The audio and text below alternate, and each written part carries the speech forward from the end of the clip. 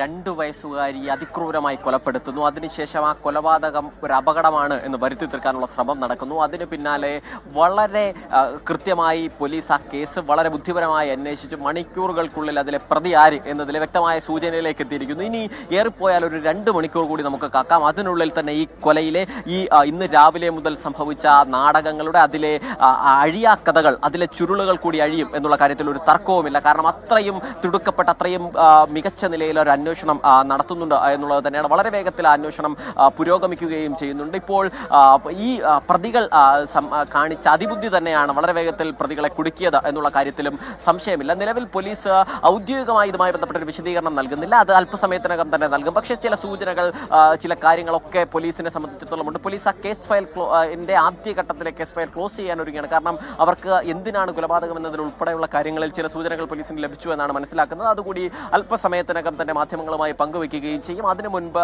ആ മാധ്യമങ്ങളുമായി പങ്കുവയ്ക്കുമ്പോൾ ഉത്തരം കിട്ടാൻ ബാക്കിയുള്ള ചോദ്യങ്ങൾ കൂടി തേടുകയാണ് പോലീസ്. അതും വളരെ വേഗത്തിൽ ലഭിക്കും എന്നുള്ളതാണ്. ഇനി പോലീസിന് മുൻപിൽ വേണ്ടത് പോസ്റ്റ്മോർട്ടത്തിന്റെ പ്രാഥമിക റിപ്പോർട്ടാണ്.